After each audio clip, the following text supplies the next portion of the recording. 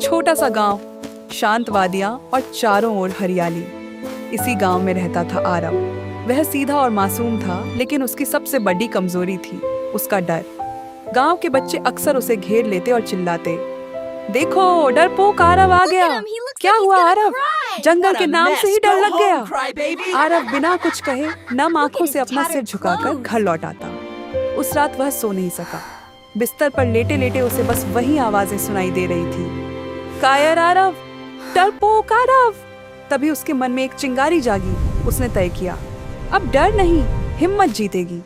अगली सुबह आरव ने उस खौफनाक जंगल की ओर कदम बढ़ाए। जैसे जैसे वह गहरे अंधेरे में बह रहा था, उसका आत्मविश्वास लौट रहा था। तभी उसे अपने पीछे एक आहट महसूस हुई। अंधेरे को चीरती हुई दो सुनहरी आंखें चमकी। आरव का दिल कांप उठा, पर वह रुका नहीं। तभी वह साया अपने असली रूप में सामने आया। वह कोई दुश्मन नहीं, बल्कि जंगल की गार्डियन थी। उसने आरव के कंधे पर हाथ रखा और कहा, तुम्हारी असली शक्ति तुम्हारे भीतर है। उसी पल आरव के शरीर में बिजली जैसी ऊर्जा दौड़ने लगी। उसका डर गायब हो गया और आंखों में नया विश्वास चमक उठा। तभी झादियों से एक भयानक कंकाल राक्षस निकला। उसने चीखते हुए हमला किया, पर आरव अब निडर था। उसने अपनी जादुई शक्ति को समेटा और एक महाप्रहार किया। एक जोरदार धमाका हुआ और वह राक्षस चूर चूर होकर बिखर गया। विजयी आरव जंगल के सबसे गहरे हिस्से में पहुंचा, जहां हार्ट ऑफ द ट्री था, एक विशाल वृक्ष जिससे दिव्य रोशनी निकल रही थी। गार्डियन ने गंभीर होकर कहा, आरव, यह इस जंगल का हृदय है। इसकी रक्षा करना अब तुम्हारी जिम्मेदारी है।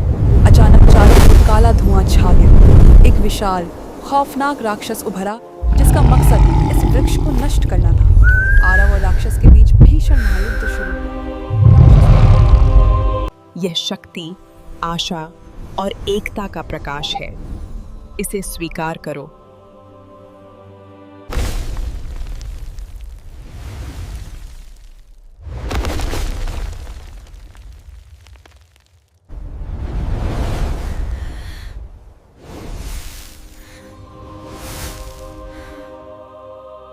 छा गई। थका हुआ आरव वृक्ष की जड़ों के पास बैठ गया।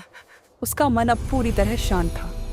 गार्डियन फिर प्रकट हुई और गर्व से कहा, आरव, तुमने अपने सबसे बड़े दुश्मन, अपने डर को हरा दिया है। आज से तुम इस जंगल के नए गार्डियन हो। आरव अब बदल चुका था।